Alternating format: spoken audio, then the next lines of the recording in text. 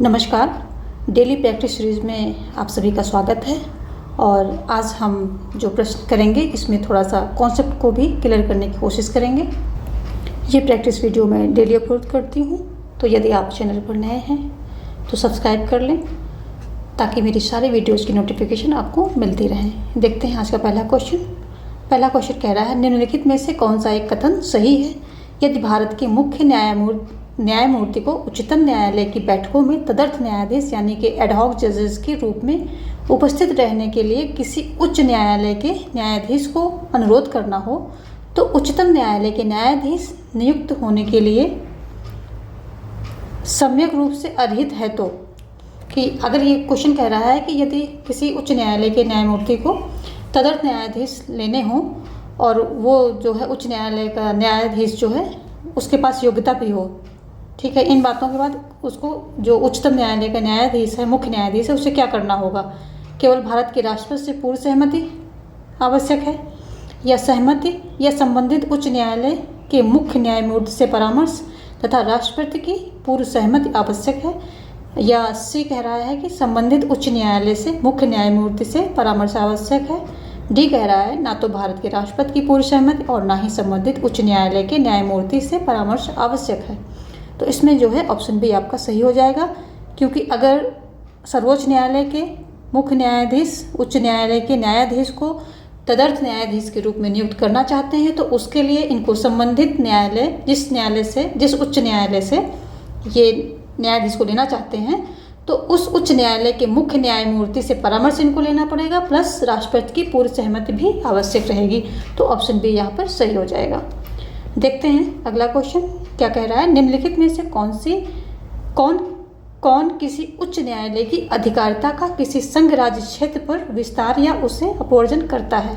तो यदि अगर किसी उच्च न्यायालय का किसी संघ राज्य क्षेत्र यानी कि टेरिटरीज जो होती हैं, यूनियन टेरिटरीज, उस पर अगर किसी उच्च न्यायालय की अधिकारिता रखना चाहता है, यानी कि उच्च न्यायालय का वहाँ जो है क्षेत्र बढ़ाना चाहता है उस संघ टेरिटरी तक, तो और या फिर उसको वहाँ से उसका अधिकार हटाना चाहता है, दोनों चीज़ों में क्या करना होगा? कौन करता है, कौन कर सकेगा?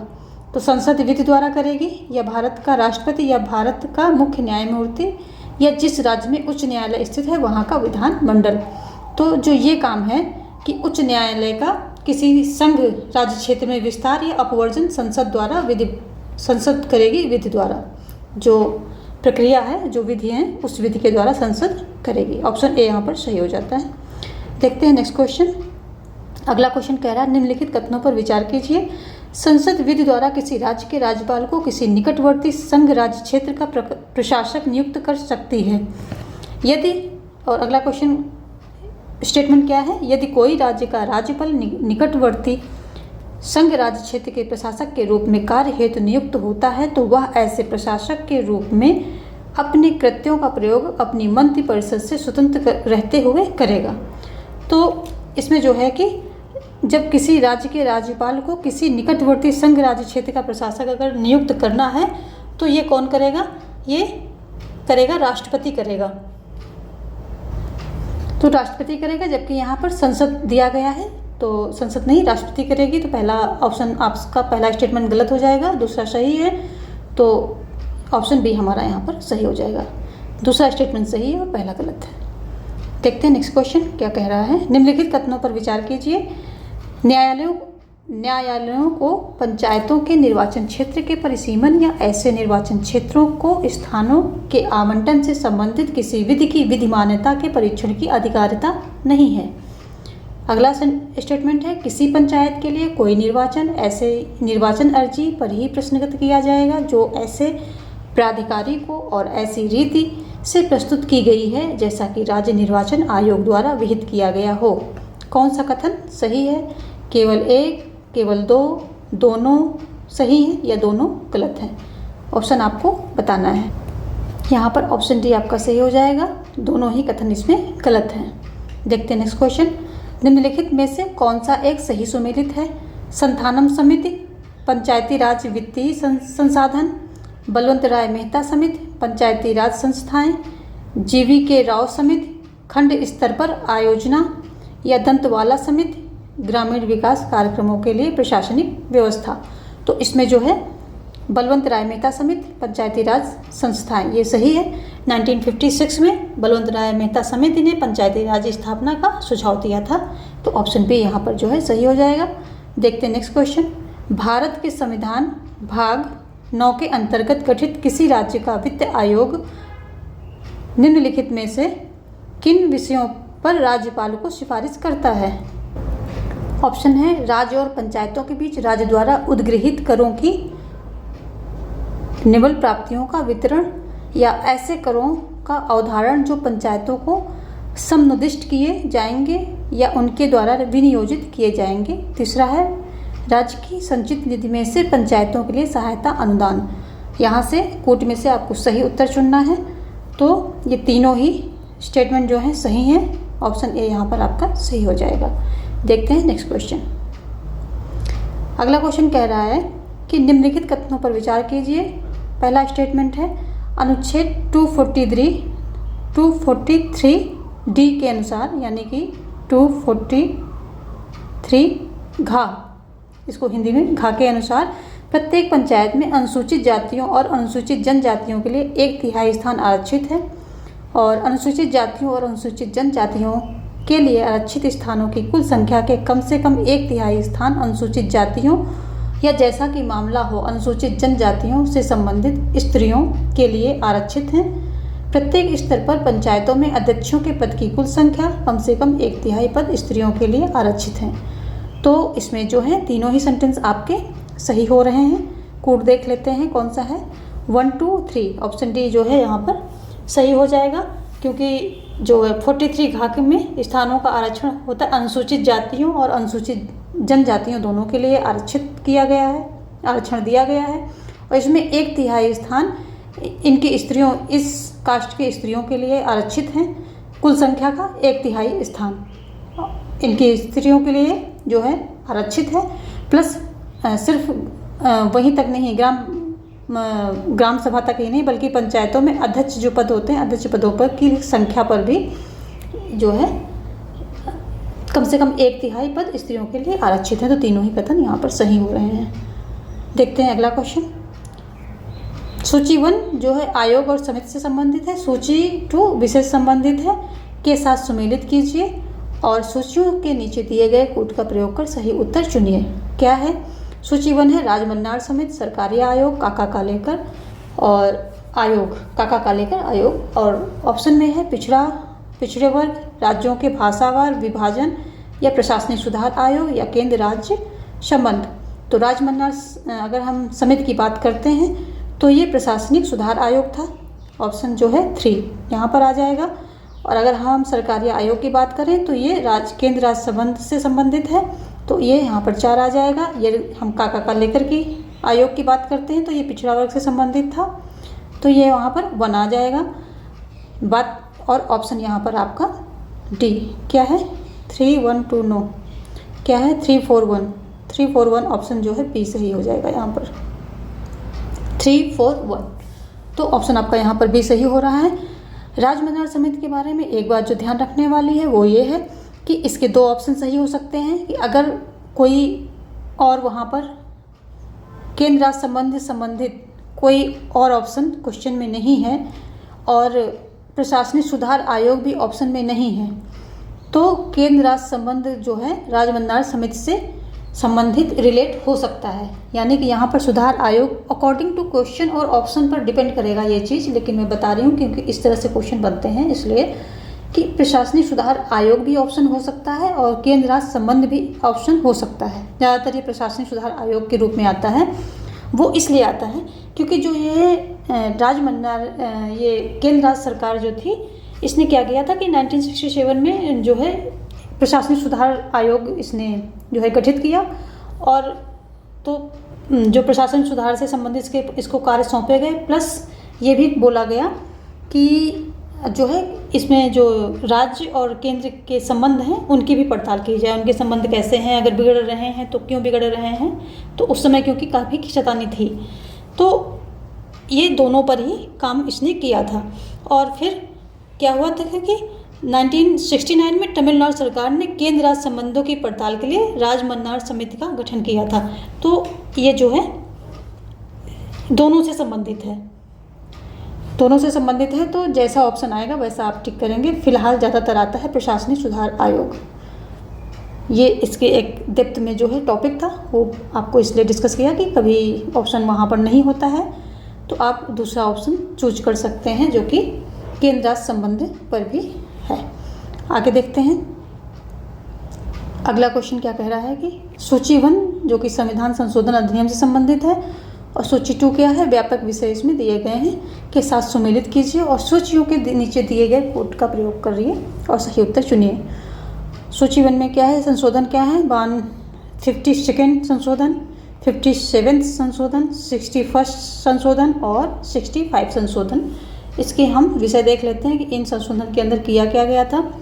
तो जो है 52nd संशोधन है ये किससे था, ये दल बदल विरोधी अधिनियम से था 52nd। तो ये हो जाएगा हमारा पहला, चौथा हो जाएगा। फिर अगला क्या है कि जो 57th संशोधन था ये किससे संबंधित था, ये नागालैंड, मिजोरम और अरुणाचल प्रदेश में अनुसूचित जनजातियों के लोकसभा में आरक्षण, लोकसभा सीटों में आरक्षण से था। तो ये 3 हो जाएगा 50 जो है 7th संशोधन। और 61st किससे संबंधित था, मतदान की आयु में कमी से था जो कि पहले 21 था फिर 18 कर दिया गया था। तो ये किया गया था 61st संशोधन के अंतर्गत। तो ये हो जाएगा यहाँ पर 2। जबकि 65th संशोधन अधिनियम था कि राष्ट्रीय अनुसूचित जाति एवं अनुसूचित जनजाति आयोग के रूप में जो है इसमें इस संबंधित ये विषय था, इस संशोधन के अंदर यही विषय था, राष्ट्रीय अनुसूचित जाति एवं अनुसूचित जनजाति आयोग, ये विषय इसके अंदर था। तो ये यहाँ पर ऑप्शन क्या हो जाएगा, 4321 ऑप्शन सी यहाँ पर सही हो जाएगा। देखते हैं नेक्स्ट क्वेश्चन, ऑप्शन सी यहाँ पर सही हो रहा है। अगला देखते हैं,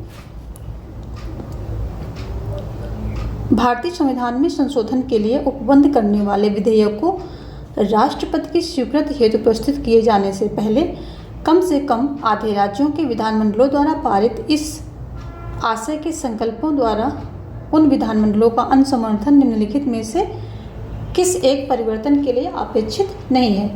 तो ये सीधी लैंग्वेज में समझें तो कौन से ऐसे जो हैं संशोधन हैं जिनमें कि विशेष बहुमत के साथ राज्यों का अनुसमर्थन भी आवश्यक होता है, तो वो कौन से हैं। और इसमें पूछ रहा नहीं कि इसमें जो चारों ऑप्शन हैं इसमें से कौन सा एक ऐसा ऑप्शन है जिसमें कि विशेष बहुमत के साथ राज्यों के आधे, राज्य के देश के 28 स्टेट हैं अभी, तो कम से कम आधे यानी कि 14 की जो है सहमत चाहिए होती है। तो ऐसा कौन सा है इसमें जिसमें कि विशेष बहुमत और आधे राज्यों का अनुसमर्थन नहीं चाहिए होता है। यहाँ नहीं की बात हो रही है तो ऑप्शन देख लेते हैं, नहीं वाला चूज करना है। 7वीं अनुसूची की कोई सूची या अनुच्छेद 368 का उपबंध या संघ की कार्यकारी शक्ति के विस्तार से संबंध अनुच्छेद 73 या राज्यपाल की क्षमादान की शक्ति से संबंध अनुच्छेद 161। तो यहाँ पर इन तीनों में ज़रूरत होती है विशेष बहुमत और आधे राज्यों के अनुसमर्थन का, जबकि राज्य की जो राज्यपाल की क्षमादान शक्ति से संबंध अनुच्छेद है इसमें ऐसी ज़रूरत नहीं होती। ऑप्शन डी जो है यहाँ पर सही हो जाएगा।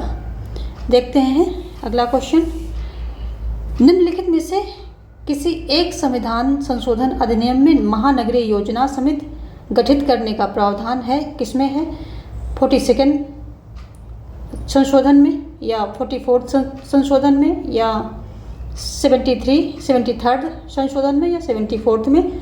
तो आप सभी को पता है क्योंकि आप प्रिपेयर कर रहे हैं टीजीटी पीजीटी के लिए, टीचिंग के लिए। तो 74 संविधान संशोधन जो अधिनियम है इसमें नगर पालिकाओं का उपबंध किया जाता है, नगर पालिकाओं के गठन का उपबंध किया जाता है। जबकि 73rd के द्वारा ग्राम पंचायत का उपबंध है, ठीक है। जबकि 44th क्या है, 44th केंद्र में जब आपातकाल के बाद जनता पार्टी जब आई थी तो इसने क्या किया था कि जो बहुत ज़्यादा संविधान के साथ छेड़छाड़ हुई थी तो उसके जो है रूप को रिस्टोर करने के लिए, उसके जो संविधान के साथ जो मतलब एक लोकतांत्रिक ढांचा रिस्टोर करने के लिए जनता पार्टी ने क्या किया था, संशोधन करके कि बहुत सारी चीज़ें रिस्टोर की थी, यानी कि वापस संविधान में डाली थी जो कि निकाल दी गई थी या बिगाड़ दी गई थी। तो ये 44 संविधान संशोधन उससे संबंधित है। जबकि 42 में क्या है, इंदिरा जी आपातकाल में हुआ था ये, और इंदिरा जी ने जो है इसमें बहुत ज़्यादा चेंजेस किए थे। इस संशोधन के थ्रू संविधान में बहुत अधिक चेंजेस किए थे, और इसको क्या है, इसीलिए इसको लघु संविधान भी कहा जाता है, क्योंकि एक प्रकार से संविधान का प्रारूप ही इन्होंने बदल दिया था लगभग काफ़ी कुछ, जो कि जो है 44 संविधान संशोधन अधिनियम के तहत जनता पार्टी ने जो है 2 अधिनियम किए, संशोधन करके सारों को रिस्टोर किया था। ऑप्शन डी यहाँ पर सही हो जाएगा। देखते हैं नेक्स्ट क्वेश्चन। संविधान जो 42वां संशोधन है अधिनियम 1976 द्वारा अंतः स्थापित भारत के संविधान में भाग 14A, ये दोनों थोड़ा सा अलग है, सेपरेट है। 14A निम्नलिखित में से किनसे संबंधित है? प्रशासनिक अधिकरण से या किसी करके प्रवर्तन का, न्याय निर्णयन या विचारण से, या नगर संपत्ति की अधिकतम सीमा का न्याय निर्णय या विचारण से, या औद्योगिक और श्रम विवाद का न्याय निर्णय या विचारण से, किससे संबंधित है? इसका हम कोड देख लेते हैं कौन सा सही है। तो ऑप्शन ए है 1 2 3 4, बी है 1 2 3, और सी है 3 4, और डी है 1 तथा 4। तो इसमें जो है ऑप्शन ए सही हो रहा है, क्योंकि चारों ही कथन इसमें सही है। जो 42वें संशोधन का 14A के तहत जो संबंधित हैं कथन, ये सभी सही हैं, जो इसमें दिए गए हैं चारों ही सही हैं। देखते हैं नेक्स्ट क्वेश्चन। जो 91 संविधान संशोधन 2004 का विषय क्या है? सूचना का अधिकार, मंत्रिपरिषद के आकार का परिसीमन, शिक्षा का अधिकार, या सभी स्तरों पर भ्रष्टाचार का उन्मूलन। इससे जो है क्या संबंधित है? तो जो ये 91 संशोधन हुआ था 2004 में, इससे क्या है, मंत्रिपरिषद के आकार का परिसीमन जो है किया गया। मंत्रिपरिषद के आकार का परिसीमन किया गया कि जो कुल उसकी संख्या का 15% ही रख सकते हैं, इससे ऊपर नहीं रख सकते हैं। तो मंत्रिपरिषद के आकार का परिसीमन किया गया था 2004 में जो 91 यानी कि 91वां संविधान संशोधन हुआ था उसमें। ऑप्शन बी यहाँ पर सही हो रहा है। देखते हैं नेक्स्ट क्वेश्चन। निम्नलिखित में से भारतीय संविधान की कौन सी एक अनुसूची में एक मद के रूप में संसद सदस्यों, राज्यसभा के सभापति और उपसभापति तथा लोकसभा के अध्यक्ष और उपाध्यक्ष के वेतन और भत्ते समाविष्ट हैं? 5वीं अनुसूची, 7वीं अनुसूची, 9वीं अनुसूची या 10वीं अनुसूची? तो आपको बताना है कि किसमें जो है ये सारी चीज़ें समाविष्ट हैं, किस अनुसूची में ये सारी चीज़ें डाली गई हैं। तो ये ऑप्शन बी यहाँ पर सही हो जाएगा। जो संविधान ये 7वीं अनुसूची है, तो इसमें क्या है कि संसद सदस्यों, राज्यसभा के सभापति, उपसभापति और लोकसभा के अध्यक्ष और उपाध्यक्ष, इन सभी के वेतन और भत्ते को समाविष्ट किया गया है। तो कौन सी हो जाएगी यहाँ पर? संविधान की ये 7वीं अनुसूची में ये सब किया गया है।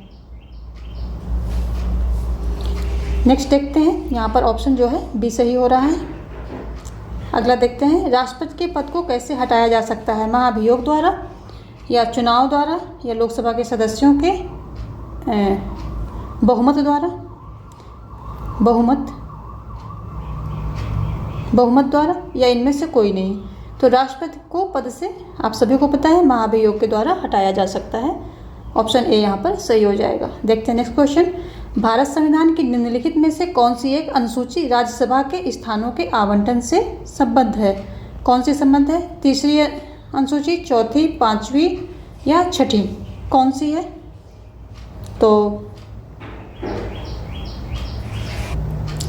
तो यहाँ पर जो है ऑप्शन बी सही हो जाएगा, 4थी अनुसूची। 4थी अनुसूची में जो है राज्यसभा के स्थानों के आवंटन से संबंधित है। जबकि अगर हम 3री अनुसूची की बात करें तो इसमें क्या है, इसमें जो है शपथ का प्रावधान किया गया है। ये शपथ का प्रावधान इसमें किया गया है। और 5वीं अनुसूची की बात करें तो जो अनुसूचित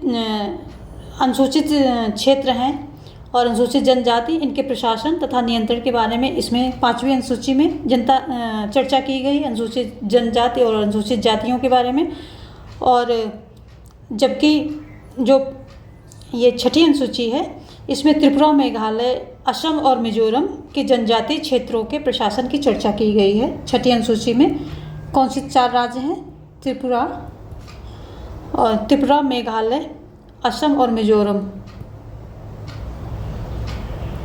मेघालय, असम और मिजोरम, इन जो है राज्यों में जनजातीय क्षेत्रों में प्रशासन की चर्चा की गई है। तो ये सब जो हमारे, और अगर हम पहली बात करें तो उसमें राज्य और संघ की बात कही गई है। पहली में राज्य संघ की बात की गई, जबकि दूसरी में अगर बात करें तो वेतन एवं भत्ते की बात की गई है। वेतन भत्ते की बात दूसरी अनुसूची में की गई है। तो ये सारी अनुसूचियाँ हो गई हैं। देखते हैं नेक्स्ट क्वेश्चन। ये जो है इसका पूरा ऑप्शन ही नहीं दिया गया है, कथन दिए ही नहीं गए हैं, सीधा कोड पर आ गए हैं। देखते हैं नेक्स्ट क्वेश्चन। निम्न को उसी क्रम में लगाइए जिस क्रम में वे भारतीय संविधान की उद्देशिका में उल्लिखित हैं। संप्रभु, समाजवादी, गणराज्य, पंथनिरपेक्ष, लोकतंत्रात्मक। काफ़ी जो है ये आपसे डेप्थ में पूछ लिया गया है। तो ऑप्शन आपके सामने यहाँ पर हैं। पहला है पहला, दूसरा और चौथा, पांचवा, तीसरा, जबकि बी है third, fourth, fifth, second and first, और सी है first, fourth, second, fifth and third. D कहता है first, fifth, fourth, second and third. तो इसको हम देख लेते हैं कैसे ये जो है दिया गया है हमारे संविधान में। तो इसमें कहा जाता है संविधान में कि हम भारत के लोग संपूर्ण प्रभुत्व संपन्न, प्रभुत्व क्या हो गया? संप्रभु हो गया। संपन्न, समाजवादी, ये पहला हो गया, समाजवादी, संपूर्ण प्रभुत्व संपन्न समाजवादी, पंथ निरपेक्ष, लोकतंत्रात्मक, गणराज्य, ऐसे बोला गया है। तो ये आ गया इनका सीक्वेंस।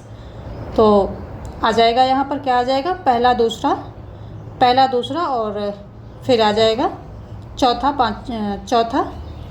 पहला, दूसरा, चौथा, पांचवा और फिर तीसरा। ऑप्शन यहाँ पर ए सही हो जाएगा। देखते हैं नेक्स्ट क्वेश्चन। अगला क्वेश्चन कह रहा है निम्नलिखित में से किसे सार्वजनिक तथा निजी प्रशासन में स्पष्ट अंतर किया? ऑप्शन है हेनरी फेयोल ने, या मेरी पी फॉलेट ने, या एल उर्विक ने, या पॉल एच पायली ने, या पॉल एच पायली ने, पॉल एच एपलबी ने। तो ये किसने किया है?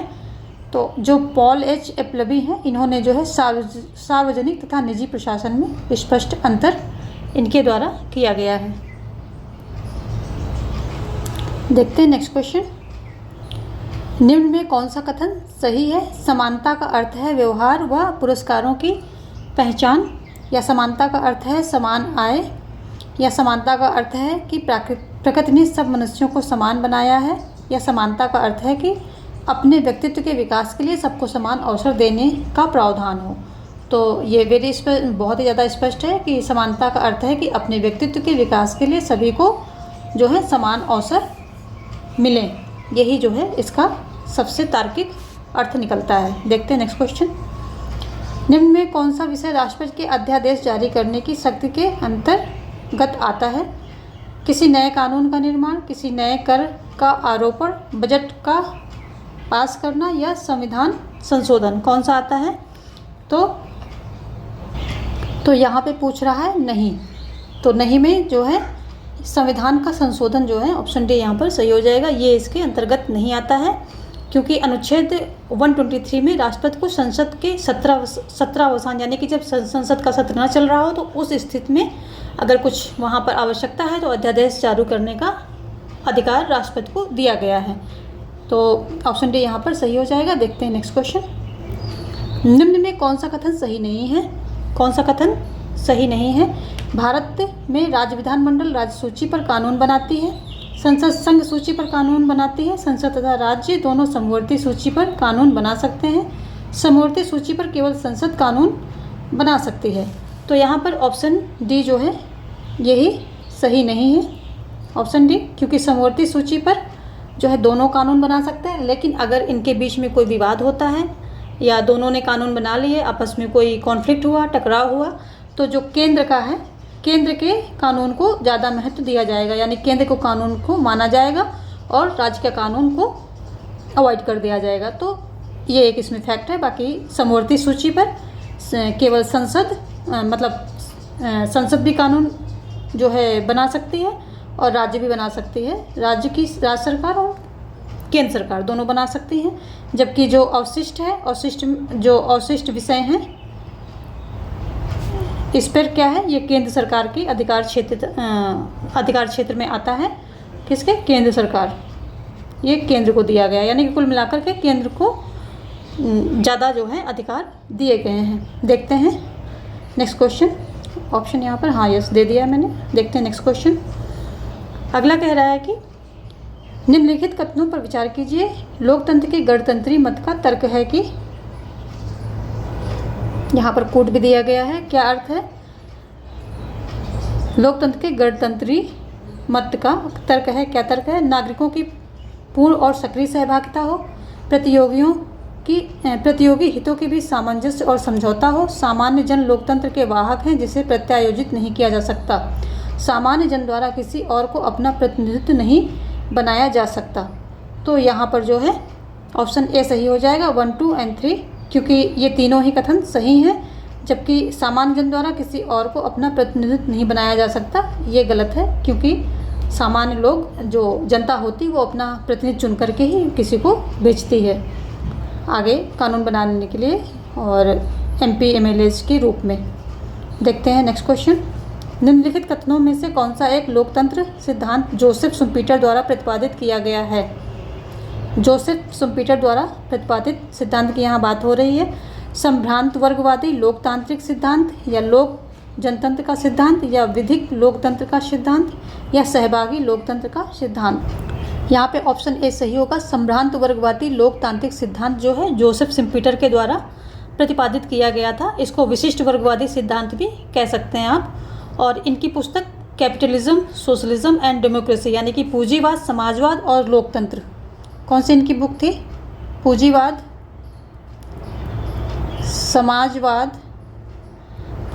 समाजवाद और लोकतंत्र, ये इनकी पुस्तक का नाम है, जो कि 1942 में ये प्रकाशित होती है। और इसमें बताया गया है इन्होंने कि शासन प्रणाली की पहचान उसकी संस्थाओं से होती हैं। जो संस्थाएं होती हैं देश में, जिन संस्थाओं के द्वारा शासन प्रणाली का संचालन होता है, तो उन्हीं संस्थाओं के द्वारा शासन प्रणाली की पहचान होती है। ऑप्शन ए यहाँ पर सही हो रहा है। देखते हैं नेक्स्ट क्वेश्चन। नेक्स्ट क्वेश्चन कह रहा है, सूची 1 निर्णय सिद्धांत मॉडल, सूची 2 अभिलक्षण के साथ सुमेलित कीजिए और कोड का प्रयोग कर सही उत्तर चुनिए। सूची 1 क्या कह रहा है? तार्किक मॉडल, दूसरा है संगठनात्मक प्रक्रिया मॉडल, तीसरा है अधिकारी तंत्रीय राजनीति मॉडल और चौथा है व्यक्तिक निर्णय निर्माण मॉडल।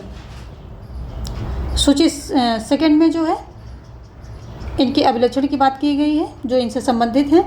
तो निर्णयकर्ता मानक प्रचालन प्रक्रिया पर भरोसा करते हैं। विदेश नीति के निर्णय विविध सरकारी अभिकरणों के मध्य सौदेबाजी की प्रक्रिया का परिणाम होते हैं। यह निर्णयकर्ता प्रत्येक संभावित क्रिया की लागत और लाभ परिकलन करने के बाद विकल्प का वर्णन करते हैं। या निर्णयकर्ता गलत प्रत्यक्षण अथवा वर्णनशील प्रत्यक्षण से ग्रस्त होते हैं। तो देखते हैं यहाँ पर जो है तार्किक मॉडल किससे संबंधित है? तार्किक मॉडल संबंधित है निर्णयकर्ता प्रत्येक संभावित क्रिया की लागत और लाभ का परिकलन करने के बाद विकल्प का वर्णन करते हैं। तो ये यहाँ पर 3 आ जाएगा। जबकि संगठनात्मक प्रक्रिया मॉडल क्या है? ये इसमें जो है निर्णयकर्ता मानक प्रचालन प्रक्रिया पर भरोसा करते हैं, 1 आ जाएगा। जबकि अधिकारी तंत्रीय राजनीतिक मॉडल क्या है? तो ये जो है विदेश नीति से संबंधित है ये, तो यहाँ पर 2 आ जाएगा। जबकि व्यक्तिक निर्णय निर्माण मॉडल ये किससे संबंधित है? तो ये संबंधित है निर्णय गलत प्रत्यक्षण अथवा वर्णहीन प्रत्यक्षण से ग्रस्त होते हैं। 4 आ जाएगा, तो 3, 1, 2, 4 ऑप्शन जो है ए यहाँ पर सही हो जाएगा। देखते हैं नेक्स्ट क्वेश्चन।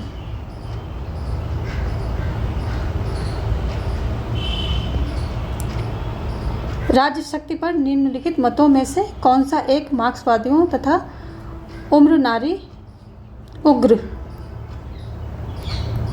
उग्र नारी अधिकारवादियों से साझा नहीं है? दोनों ही इससे इनकार करते हैं कि राज्य एक स्वायत्त सत्ता है। दोनों ही यह मानते हैं कि राज्य एक विचारधारा को किसी समाज की शक्ति संरचना के संदर्भ में समझा जा सकता है। दोनों ही स्त्रीकरण की संस्थागत संरचनाओं पर आधारित हैं। दोनों ही समाज में शोषण तथा असमानता की संरचनाओं की अवस्थिति पर सहमत हैं। तो ऑप्शन सी यहाँ पर दोनों ही सी सही होगा कि दोनों ही स्त्रीकरण की संस्थागत संरचनाओं पर आधारित हैं। यहाँ पर ये जो है ये नहीं मैच करता है, ये साझा नहीं करता है, बाकी के ऑप्शन साझा करते हैं। इसमें इसके संबंधित जो है फायरस्टोन थे, उन्होंने बोला था कि जो महिलाएं हैं ये बच्चों को जन्म देती हैं जो समाज में प्राकृतिक बंटवारे का माध्यम बनती हैं, और इनसे क्या है ये शोषण का भी माध्यम बनती हैं। इसलिए इन्होंने साथ में फायरस्टोन ने ये भी कहा था कि जो मार्क्स के द्वारा प्रतिपादित उत्पादन का जो है सिद्धांत है, या ये उत्पादन का जो संसाधनों की बात इन्होंने की है, इसके द्वारा नहीं समाज को समझा जा सकता है कि सब कुछ उत्पादन के साधन पर डिपेंड है, बल्कि प्रजनन प्रक्रिया के माध्यम से समझा जा सकता है कि ये जो प्रजनन प्रक्रिया है इसके माध्यम से समाज के संरचना को, या समाज में जो स्त्रीकरण है या जो भेदभाव है, शोषण है, उसको समझा जा सकता है। तो यहाँ पर ये दोनों सहमत नहीं थे, एक उससे ऑप्शन सी यहाँ पर सही हो जाएगा। देखते हैं नेक्स्ट क्वेश्चन। भारत में नारी आंदोलन के इतिहास के विषय में निम्नलिखित कथनों में से कौन सा एक सही नहीं है? इसकी पहली लहर में 19वीं शताब्दी में शुरू होने वाले समाज सुधार आंदोलन और भारतीय राष्ट्रीय आंदोलन में महिलाओं का जन संगठन था। या दूसरा क्या है कि 1950 और 1960 के बीच में नारी आंदोलन ने ऐसी राजनीतिक सक्रियता का पुनरुत्थान देखा जो पुरुष प्रधान व्यवस्था के विरुद्ध एक सामान्य मोर्चा जो है विकसित करने पर केंद्रित था। आगे देखते हैं। 1960 के दशक में महिलाएं सामंतवाद विरोधी, पूंजीवाद विरोधी और मुद्दों पर पूंजीवाद विरोधी मुद्दों पर ग्रामीण, निर्धन और औद्योगिक श्रमिक वर्ग के अनेकों आंदोलनों में सड़कों पर उतर आईं। चौथा है नारी आंदोलन का वर्तमान चरण सामाजिक परिवर्तन को नारी सशक्तिकरण की ओर अनुप्रेषित करने पर केंद्रित है। तो जो है यहाँ पर पूछ रहा है कि कौन सा सही नहीं है, तो ऑप्शन जो है बी यहाँ पर ये जो है सही नहीं है, बाकी के सभी कथन सही है। 19वीं शताब्दी में के शुरू में जो है ये स्त्रियों के जो है ये जो सुधार आंदोलन, समाज सुधार आंदोलन होते हैं, और भारतीय राष्ट्रीय आंदोलन में महिलाओं का जन संगठन था, यानी कि इसमें महिलाओं की भागीदारी थी। और ये कथन इसलिए गलत है क्योंकि ये भारत में नारी आंदोलन का ध्येय कभी भी पितृ सत्तात्मक व्यवस्था पर केंद्रित नहीं था उस समय 50-60 के दशक में, जबकि 70-80 के दशक में ये एक केंद्र बिंदु था। पितृ सत्तात्मक व्यवस्था के विरुद्ध इनकी आवाज़ें उठी, तो ये 70-80 के दशक में था, ना कि 50-60 के दशक में। बाकी के सारे सही हैं, ये ऑप्शन गलत है, सही नहीं है। ऑप्शन बी आपका आंसर है। देखते हैं नेक्स्ट क्वेश्चन। अगला क्वेश्चन कह रहा है निम्नलिखित में कौन सी एक सामाजिक संविदा के सिद्धांत की आधारिका नहीं है? राजनीतिक बाध्यता के आधार को वस्तुनिष्ठता से निर्धारित किया जा सकता है यदि उसे संविदात्मक वचन से अनुरेखित किया जा सके। तो यह राजनीतिक बाध्यताएं वस्तुतः सुस्पष्ट संविदाओं से उत्पन्न होती हैं। सी है कोई राज्य उस सीमा तक वैध है जहां तक राजनीतिक बाध्यता को न्यायपूर्ण ठहराने के लिए संविदा की संरचना की जा सके। आगे कहता है मानव अधिकार प्राकृतिक नहीं है, उसका उद्भव सामाजिक संविदाओं और बाध्यताओं से होता है। तो यहाँ ये पूछ रहा है निम्नलिखित में से कौन सामाजिक संविदा के सिद्धांत की आधारिका नहीं है, पूछ रहा है। तो ऑप्शन डी यहाँ पर जो है गलत जाएगा, क्योंकि मानव अधिकार प्राकृतिक नहीं है, ऐसा नहीं है। जो लॉक के अनुसार प्राकृतिक अधिकार कौन कौन से दिए थे इन्होंने? जीवन स्वतंत्रता और संपत्ति का अधिकार दिया था। ये सभी प्राकृतिक अधिकार थे। जीवन, स्वतंत्रता और संपत्ति का अधिकार दिया था, और संपत्ति के अधिकार को जो है सबसे महत्वपूर्ण माना था। इसी में ये दोनों जो हैं समाहित माने थे, इसी के अंतर्गत ये दोनों समाहित माने थे। तो वहाँ पर प्राकृतिक अधिकार की बात की गई थी और प्राकृतिक अधिकार होते थे, ऐसा माना जो है लॉक ने। और ये 3 अधिकार जो जीवन, स्वतंत्रता और संपत्ति का अधिकार प्राकृतिक अधिकार की श्रेणी में रखे गए।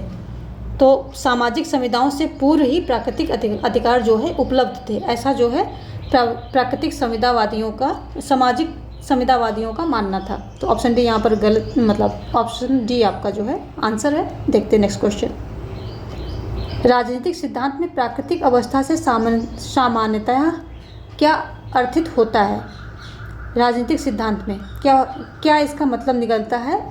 प्राकृतिक अवस्था का इतिहास का विशिष्ट युग जहाँ से राजनीतिक शासन प्रारंभ हुए, और प्राकृतिक शासकीय राजनीतिक स्थिति जहाँ कोई अधिकार विद्यमान नहीं थे, या गृह युद्ध जैसी स्थिति जो किसी भी समय किसी भी राज्य में हो सकती है, या राजनीतिक शक्ति के अभाव में मानवता की स्थिति अथवा राज्य के कूटोपाय के अभाव में सत्ता। तो इसमें जो है क्या है,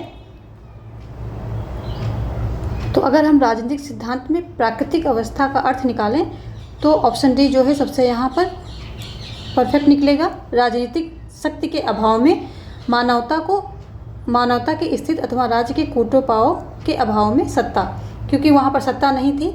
हॉब्स की जो है प्राकृतिक मानव कैसा था, समाज कैसा था, पूर्व राजनीतिक भी था और पूर्व सामाजिक भी था, जबकि लॉक का जो है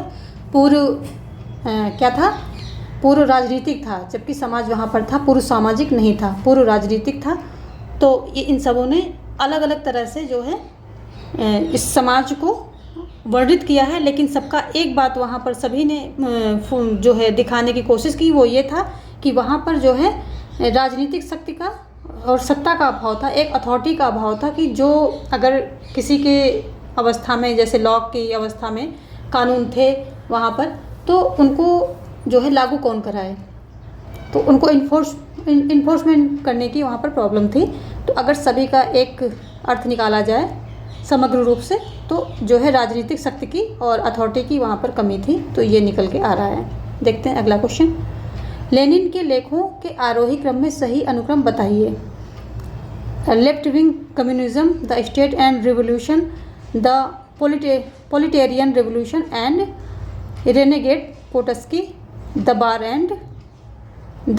एंड सेकेंड इंटरनेशनल। ये जो इनकी लेख हैं किसके हैं? लेनिन के हैं। और इसमें आपको जो है सही बताना है, कोट को देख करके इनका क्रम लगाना है, आपको सही क्रम में डालना है। तो जो the war and second international है, ये सबसे पहले इन्होंने लिखी थी, ये फर्स्ट हो जाएगा, पहला हो जाएगा। फिर उसके बाद इन्होंने लिखा द स्टेट एंड रिवोल्यूशन हो जाएगा, the proletarian revolution and renegade Kautsky तीसरा हो जाएगा, और लेफ्ट विंग कम्युनिज्म जो है, लेफ्ट विंग कम्युनिज्म क्या हो जाएगा? चौथा हो जाएगा। तो ऑप्शन जो है क्या हो जाएगा? 4 2 3 1 हो जाएगा।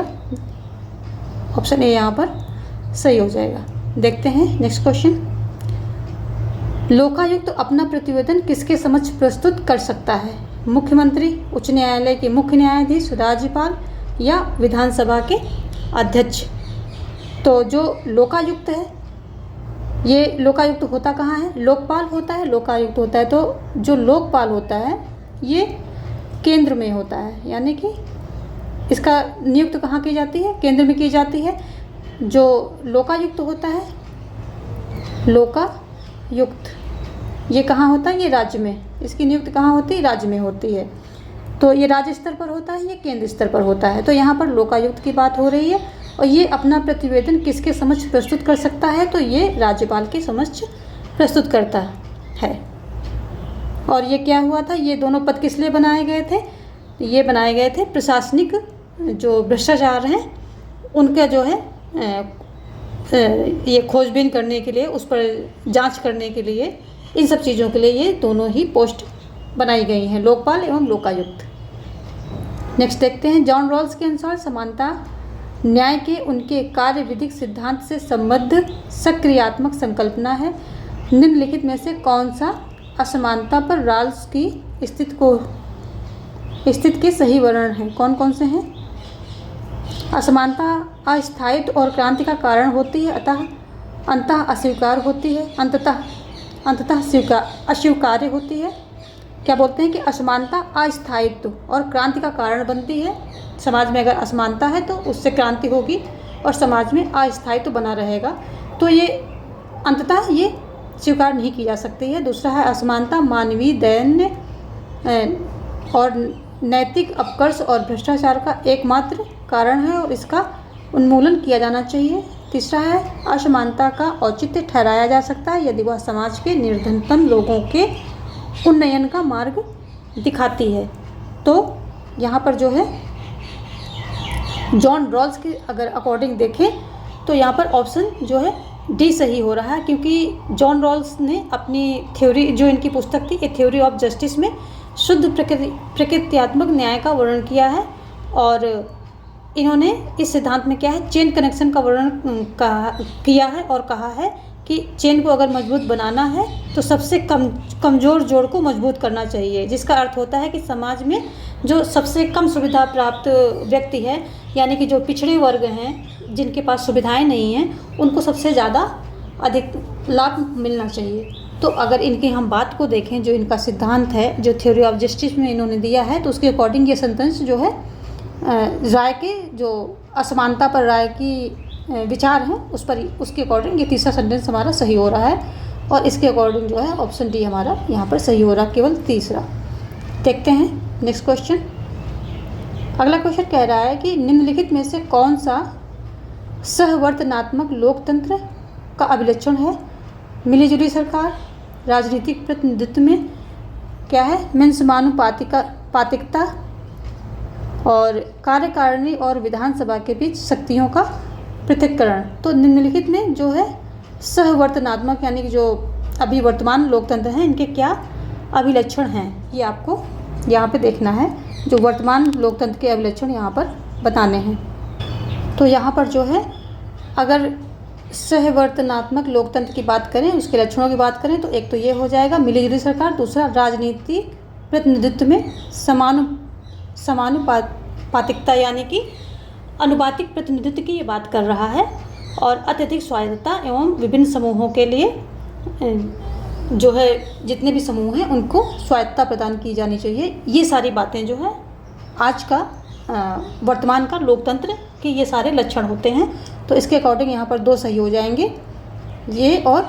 पहला और दूसरा। तो ऑप्शन ए यहाँ पर जो है सही हो जाएगा। ये जो आधुनिक लोकतंत्र कह सकते हैं, या वर्तमान में जो लोकतंत्र के लक्षण हैं, जो वर्तमान में लोकतंत्र का प्रारूप उभर के आ रहा, उसकी यहाँ पर बात हो रही है। तो इसके मेन क्या है कि कार्यपालिका शक्ति का बंटवारा होना चाहिए, अत्यधिक जो ये हैं स्वायत्तता, सभी समूहों को स्वायत्तता प्रदान की जानी चाहिए ताकि संघर्ष कम हो, लोगों को थोड़ा सा अपनी संस्कृति और भाषा इन सबको फॉलो करने का, धर्म इन सबको फॉलो करने का और इन सबको मतलब आगे बढ़ाने का, ये और पहचान अपनी बनाए रखने का अधिकार प्राप्त हो, और सभी जितने भी समूह हैं इनका प्रतिनिधित्व हो सरकार में, इनके अकॉर्डिंग टू देयर रेशियो। तो ये सब सारी बातें जो है वर्तमान लोकतंत्र के लक्षण हैं। तो इसके अकॉर्डिंग पहला और दूसरा सही हो रहा है। लोकतंत्र का विमर्शी सिद्धांत किसके प्रति विरोध के रूप में उद्यत हुआ? तर्कसंगत वर्ण विमर्शी सिद्धांत की बात हो रही है। जो लोकतंत्र का विमर्शी सिद्धांत है, ये किसके प्रति विरोध के रूप में उभर कर आया है? तो तर्कसंगत वर्ण सिद्धांत, बहुतंत्र या सुस्थापित लोकतंत्रों में मतदाता की उदासीनता या उपर्युक्त सभी। तो जो ये तर्कसंगत वर्ण सिद्धांत और बहुतंत्र और सुस्थापित लोकतंत्र में मतदाता की उदासीनता जो है, तो इन सभी की, तो ये लोकतंत्र का जो विमर्शी सिद्धांत है, इसे किस पे बल देता है कि जो आपस में आम सहमति के आधार पर सारे जो है सार्वजनिक हित की व्याख्या की जाए, सारे डिसीजन लिए जाएं, जो कि बहुतंत्र में संभव नहीं है। और तर्कसंगत वर्ण सिद्धांत जो कि चुनने का सिद्धांत है, उसमें भी जो है संभव नहीं है। और ये जो मतदाता की उदासीनता है, इसमें भी संभव नहीं है। तो उपर्युक्त सभी के विरोध में ये लोकतंत्र का विमर्शी सिद्धांत आया। देखते हैं नेक्स्ट क्वेश्चन। निम्नलिखित में से किस एक राज्य को पूर्ण संप्रभुता के सिद्धांत के लिए खतरे के रूप में नहीं समझा जाता है? तो किसको जो है पूर्ण संप्रभुता के सिद्धांत के लिए खतरे के रूप में नहीं समझा जाता है? वैश्वीकरण और पराप्रादेशिकतावाद के विविध रूप, या क्षेत्रीय एकीकरण के संघ, या वैश्विक वित्तीय संस्थान, या जो है पराराष्ट्रीय निगम। कौन कौन से जो है किसके जो है खतरे के रूप में नहीं समझा जाता है? तो ऑप्शन बी जो है यहाँ पर सही हो जाएगा, क्षेत्रीय एकीकरण के संघ। ये जो है खतरे के रूप में इनको नहीं समझा जा सकता है, जो पूर्ण संप्रभुता के सिद्धांत के लिए जो है। देखते हैं नेक्स्ट क्वेश्चन। निम्नलिखित में से कौन सा गृह एवं विदेशी दोनों में अन्य अभिकरणों के साथ अपने संबंधों में स्वतंत्रता इंडिपेंडेंस द्वारा विशेषीकृत है? कौन सा है? स्वाधीनता, अधिकार, संप्रभुता, या प्राधिकार? तो ऑप्शन जो है डी यहाँ सी, ऑप्शन जो है सी यहाँ पर सही हो जाएगा। संप्रभुता जो है, संप्रभुता क्या होता है कि बाह्य एवं जो आंतरिक दोनों मुद्दों पर ये स्वतंत्र होती है। ग्रोशियस ने बाह्य संप्रभुता का सिद्धांत प्रतिपादन किया था। किसने? ग्रोशियस ने। ग्रोशियस ये बाह्य संप्रभुता सिद्धांत का इन्होंने प्रतिपादन किया था। और इन्होंने बताया था कि जो है सभी देश, जितने भी देश हैं, तो ये स्वतंत्र हैं और समान हैं। सभी देश समान हैं, स्वतंत्र हैं अपने जो है अपने संबंध में, यानी कि अपने देश के हित के संबंध में निर्णय लेने के लिए ये अंतर्राष्ट्रीय पटल पर ये सभी समान हैं और स्वतंत्र हैं। जबकि आंतरिक संप्रभुता का अर्थ ये होता है कि किसी निश्चित भूभाग के अंतर्गत कानून बनाने की सर्वोच्च शक्ति, ये जो है आंतरिक संप्रभुता का मतलब होता है। तो यहाँ पर ऑप्शन जो है सी आपका सही हो जाएगा।